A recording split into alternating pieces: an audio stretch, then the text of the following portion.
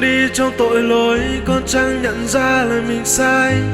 Chạy theo những thú vui xa hoa mê hoặc con. Thời gian cứ thế trôi, con cứ đi sâu vào tội lỗi. Con vẫn cứ mải mê sống theo ý mình. Con dần xa rời Chúa, con dần xa nhà Ngài, mãi chìm sâu vào tội lỗi trần gian. Đôi chân con mệt rồi, xin Ngài dìu dắt bước chân con về với Ngài.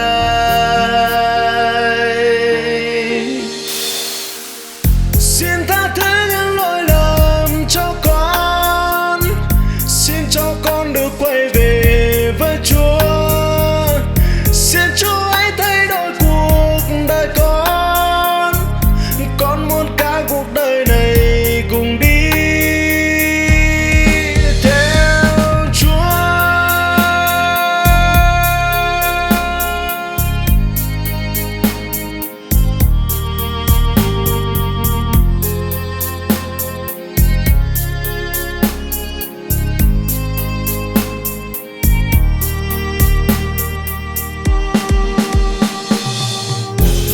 Bước đi trong tội lỗi, con chẳng nhận ra là mình sai.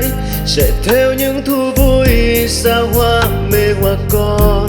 Thời gian cứ thế trôi, con cứ đi sâu vào tội lỗi. Con vẫn cứ mải mê sống theo ý mình. Con dần xa rời Chúa, con dần xa nhà Ngài, mãi chìm sâu vào tội lỗi trần gian. Đôi chân con mệt rồi, xin Ngài dìu dắt bước chân con về với Ngài.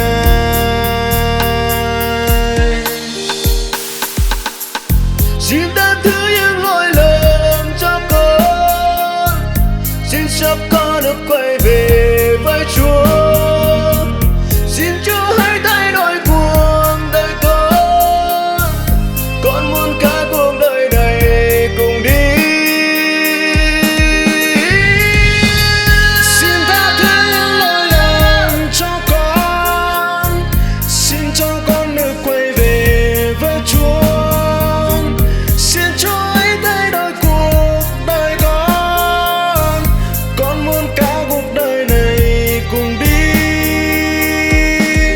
theo Chúa. Xin tha thứ những lỗi lầm cho con, xin cho con